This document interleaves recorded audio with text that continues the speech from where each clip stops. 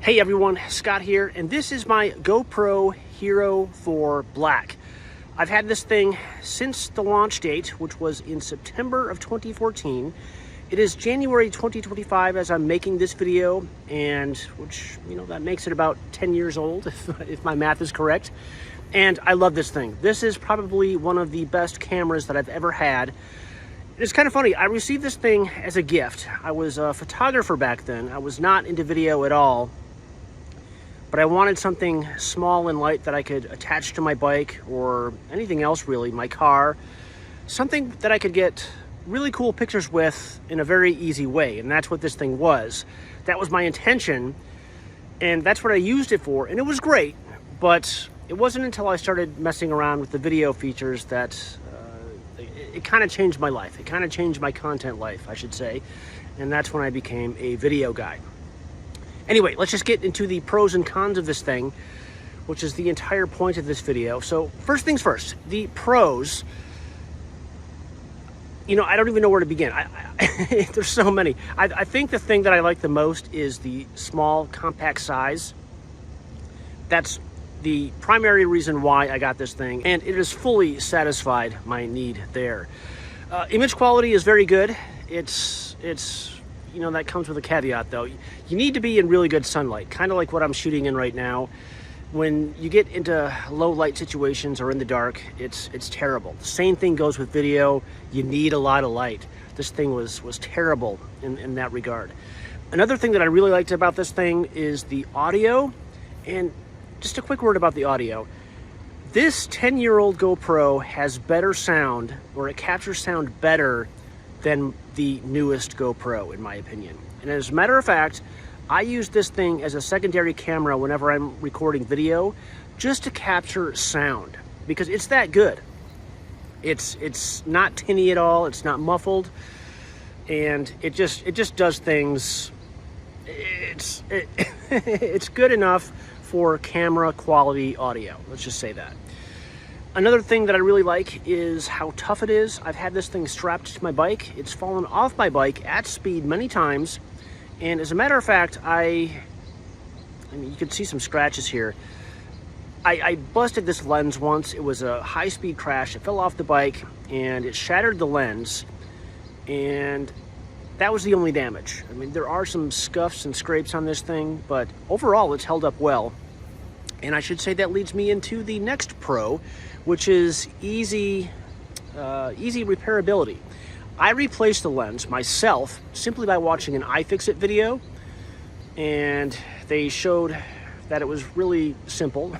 All you needed was a couple tools, a replacement lens, which you could buy from several third-party companies, either on it was eBay or Amazon, but whatever, they're easy to find.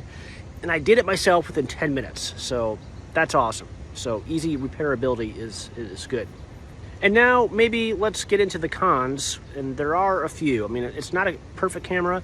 I think the biggest thing is this user interface. So you press the power button here, and it turns on, and it's, after 10 years of playing with this thing and shooting hours and hours of video and thousands of pictures, I still can't figure out this menu. I can never remember how to get to the exact setting that I want, and then how to make individual changes. It's with one button, like right here, to control everything.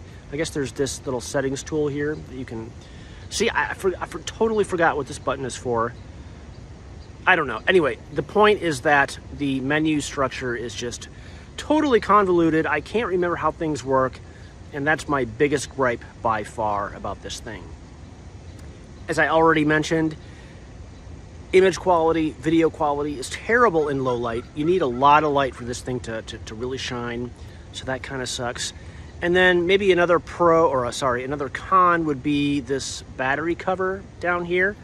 A lot of times when I'm out on my bike or I'm doing a car video or something, I've got one hand, kind of like what I'm doing right now. I'm holding my phone in one hand.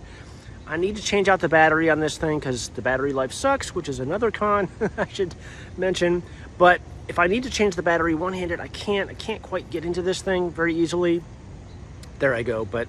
And then the battery is right here. Once you get the battery out, it's okay, but trying to get into this thing it's really tough one-handed. I don't like that.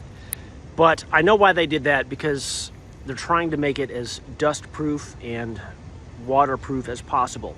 Now, that leads me into another con, which is that this base unit right here, this exposed unit, is not waterproof.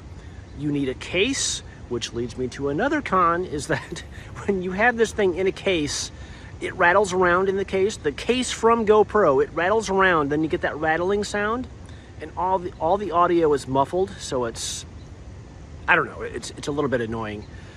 And you're not going to get good audio that way. If you want good audio, you need to run it naked like this, and then put maybe like a, what do you call those things? Like a dead cat mic, like a fuzzy little microphone cover there to block out any wind noise that you have.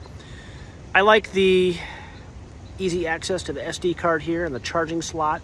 There is a cover that goes over this. It's long gone though. I've lost it. It's been gone for years. And I haven't had any problem with dust getting into this SD card slot or these charging ports here like this. Another con is the GoPro app, or, you know, I think this is a thing of the past. Maybe it's still a thing with this. But when this thing first came out, connecting to the GoPro app was just a nightmare. I mean, it worked. Sometimes it's, you know, it was okay. Connecting to the phone is not a big deal, but then other times it just wouldn't connect at all, or it would drop a connection right when I'm in the middle of transferring video files or image files, and it was terrible in that regard. But overall, like I said, this is probably one of my favorite cameras that I've ever had, simply because it changed my content life. I went from a photographer to a videographer because of this thing, and I love it. And the fact that I still have it 10 years later is all you need to know about, you know, how I feel about this thing. I just can't get rid of it. I told myself that I want to sell this thing many times, but I just can't. I love it.